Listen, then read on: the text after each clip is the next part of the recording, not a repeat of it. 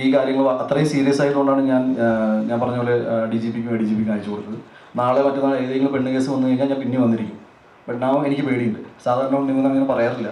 പക്ഷേ എന്നെ കുത്തിക്കൊല്ലുന്നു, എന്നെ വധഭീഷണി നടത്തുന്നു, പിന്നെ ഈ ആൾക്കാർ തമ്മിൽ ഡിഫേമേഷൻ എനിക്ക് മനസ്സിലാവുന്നില്ല. ഒരാളുടെ ഇമേജ് ടാർണിഷ് ചെയ്തിട്ട് എന്നിട്ട് നാഷണൽ ലെവലിൽ വരെ ഇങ്ങനെ കൊണ്ടുപോകാം. ഇയാൾ ഇങ്ങനെ ചെയ്തു. ഒരാൾ പോലും കൃത്യമായിട്ട് ഇത് കവർ ചെയ്യാൻ നോക്കിയില്ലല്ലോ എന്നാണ്. ജസ്റ്റ് ന്യൂസ് റിപ്പോർട്ട് ചെയ്യാന്ന് പറഞ്ഞ ഒരു 2 സൈഡ് വേർഷൻ ഉണ്ടല്ലോ. വേറെ ഒന്നുമില്ല, ഇത്രയേ ഉള്ളൂ. നിങ്ങൾക്ക് ഞാൻ ഈ പറഞ്ഞ ഏത് കാര്യത്തിലും എവിടെ വേണമെങ്കിലും ക്രോസ് ചെയ്യാം. മേ ബി ഫെഫ്കയുടെ മെമ്പർഷിപ്പിന് വേണ്ടിയിട്ട് ഈ ഇഷ്യൂ തുടങ്ങിയ സമയത്ത് എനിക്ക് തോന്നുവാണെങ്കിലും ഒരു 4 ദിവസത്തിന് മുന്നേ പുള്ളി ആപ്ലിക്കേഷൻ കൊടുത്ത് കാണും, പുള്ളിയുടെ ഒരു സെറ്റപ്പ് വെച്ചിട്ട്. അതർവൈസ് ആയി തോന്നുന്നു. പിന്നെ ഇതിൽ നിങ്ങൾക്ക് ഏതെങ്കിലും രീതിയിൽ ചോദ്യങ്ങൾ ചോദിക്കണമെങ്കിൽ ഒരു 4-5 ചോദ്യങ്ങൾ ചോദിക്കാം. ബിക്കോസ് വേറെ പ്രത്യേകിച്ച് എനിക്ക് ഇപ്പോൾ കേസായിട്ട് കിടക്കുന്നതുകൊണ്ട് ഇതിൽ കൂടുതൽ സംസാരിക്കാൻ പറ്റുമെന്ന് അറിയില്ല. ബാക്കി ഞാൻ പറഞ്ഞ കാര്യങ്ങൾ പൂർണ്ണമായിട്ട് I am holding on to the ground. ഞാൻ ഇയാളെ അടിച്ചിട്ടില്ല. ഞാൻ വേറെ നടനെക്കുറിച്ച്, അയാളുടെ സിനിമയെക്കുറിച്ച് സംസാരിക്കാനുള്ള സ്പേസിൽ ഉണ്ടായിരുന്നില്ല. ടോവിനോയെ കുറിച്ച് ഞാൻ അങ്ങനെയൊന്നും പറയില്ല. എനിക്കങ്ങനെ പറയേണ്ട ആവശ്യമില്ല. വളരെ അടുത്ത സുഹൃത്തുക്കളാണ് ഞങ്ങൾ.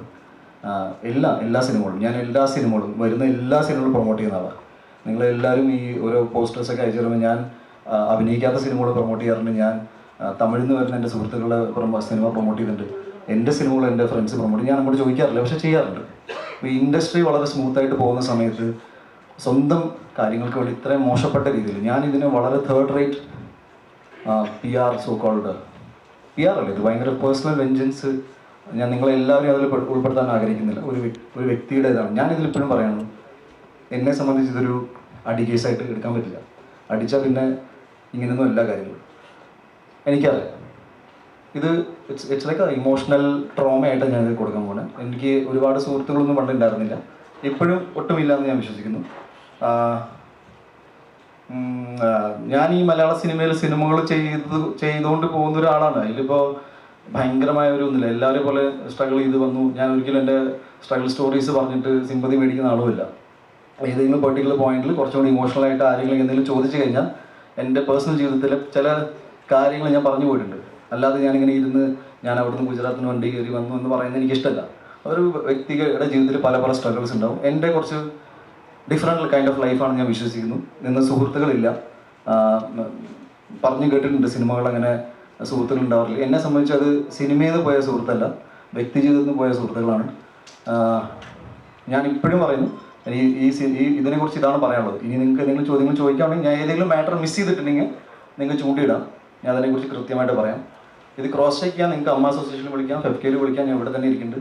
നിങ്ങൾക്ക് ചോദ്യങ്ങളില്ലെങ്കിൽ വേണമെങ്കിൽ ഫോൺ കോൾ അറ്റൻഡ് ചെയ്തിട്ട് പോകാം. ബിക്കോസ് ഞാനിത് ആദ്യത്തെ അവസാനത്തെ ഇൻ്റർവ്യൂ ആയിട്ടാണ് കാണുന്നത്. ഈ മാറ്ററിനെ കുറിച്ച് ഇത് വളരെ സില്ലി ആയിട്ടാണ് ഞാൻ ഇതിനെ എടുക്കാൻ പോകുന്നത്.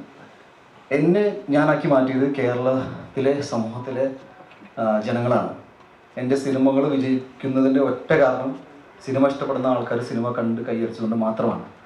എനിക്ക് ലോബിയില്ല, എനിക്ക് ഗോഡ് ഫാദറില്ല, ഒന്നുമില്ല. ഞാൻ ഉണ്ണിമുകുന്ദൻ ഫിലിംസ് എന്ന ബാനറിൽ സിനിമ ഇറക്കുമ്പോൾ കഷ്ടപ്പെട്ട് പണിയെടുത്ത് സിനിമകൾ ഇറക്കുന്ന ഒരാളാണ്.